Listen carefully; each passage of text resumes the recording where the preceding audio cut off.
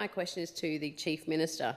Chief Minister, you were recently quoted that you and your government have banned trans women from being accommodated with other women in prison. However, internal department documents state that you have not, and you still operate your government under the 2021 version 4 directive, and that still applies in corrections. Chief Minister, I condemn your divisive comments about our Territory trans community, and my question to you is, why have you misled Territorians and the public and once again stomped down on minority groups to get a headline instead of leading for all Territorians? Chief Minister. Thank you very much, Madam Speaker, and let me be very, very clear. Under Labor, if you identified as a woman and you were a man, Labor was happy to put you in the women's section of the prison. Now, that presents obvious concerns and challenges, and we have seen that borne out in the horrific national reporting that we have seen, which of course was broken by the news broken by the Australian, in New South Wales and in South Australia, where women in prison have been horrifically victimised. Now, in October 2024, which is just a couple of months after the election, that policy was changed. And I think the question needs to be asked. Labor didn't let Territorians know about that change. How do our community feel about what Labor did? This is about protecting the dignity and the safety of women. It is just fundamentally basic. Minister, there is no point of order. Why are you standing up, Leader of the Opposition? Standing Order 110, relevance. There's no point of order. She's only 1 minute into her speech. I think you need to give the Minister an opportunity to answer the question you so eloquently put to her. Please continue, Minister. Thank you very much, Madam Speaker. It's typical of Labor. They ask the question, they don't like the answer, and that's very, very typical of the ideologically way in which they do business, the social engineering that they are absolutely obsessed with. And it's not just Territory Labor who drank the social engineering Kool-Aid and ended up in opposition, Madam Speaker. This is happening right across this country.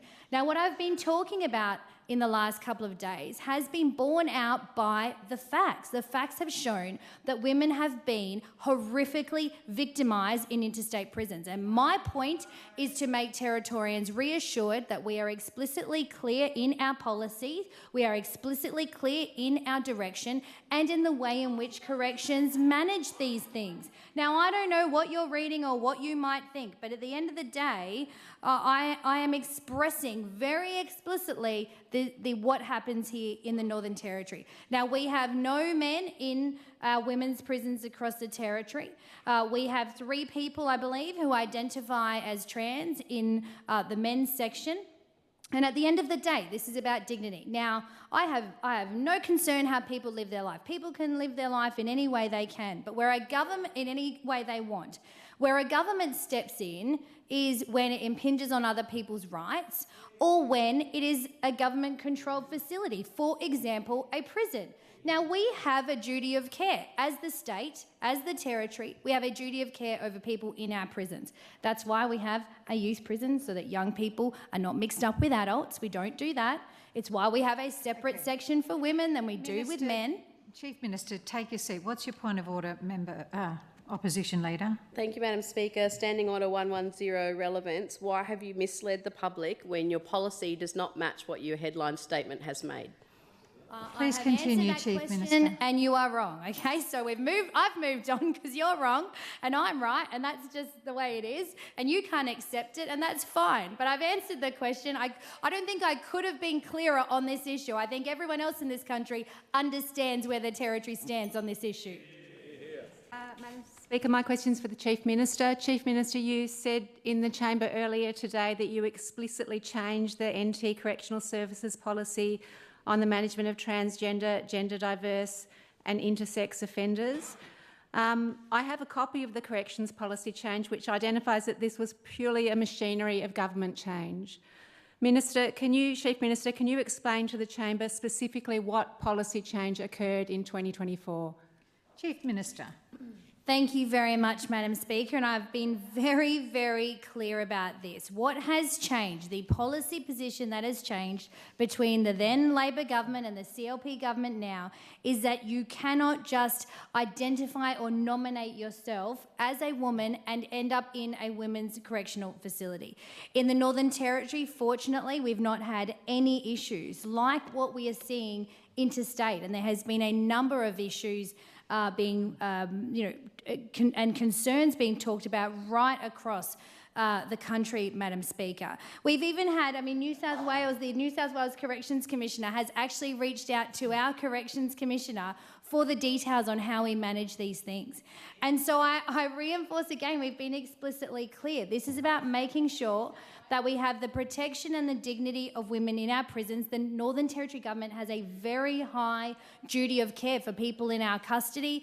It's the same, for example, for child protection when we have young people in the care of the Minister or of the CEO. There are a number of areas in which, even in our health system, where we have responsibilities and duties of care to people, Madam Speaker. So this is not normal. It is distinct from how people can live their lives. This is about making sure that we have safe and dignified spaces, that we have very clear policies on how corrections, who are eminent professionals in this, are able to work through some of these complexities. But at the end of the day, it's not complex. If you are fundamentally equipped as a male, then you should be in a male prison, Madam Speaker, and that is our policy. We've been very clear about it. I don't know how much more I can say, Madam Speaker.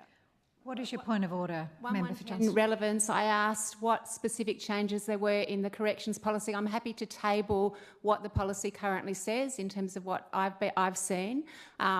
My question is what has changed, not what policy position, what has changed in the corrections policy. Thank you. Chief Minister, you've got the call. Thank you, Madam Speaker. I've already just explained that to the member for Johnston, just like I explained it to the opposition leader, Madam Speaker. So it is very, very clear. We've made it explicitly clear, and we now have other state leaders and other jurisdictions looking to the Territory on that leadership on this issue. This is about having a really clear policy so that corrections are able to implement it, and it's about making sure we have this women's safety and dignity in prison, Madam Speaker.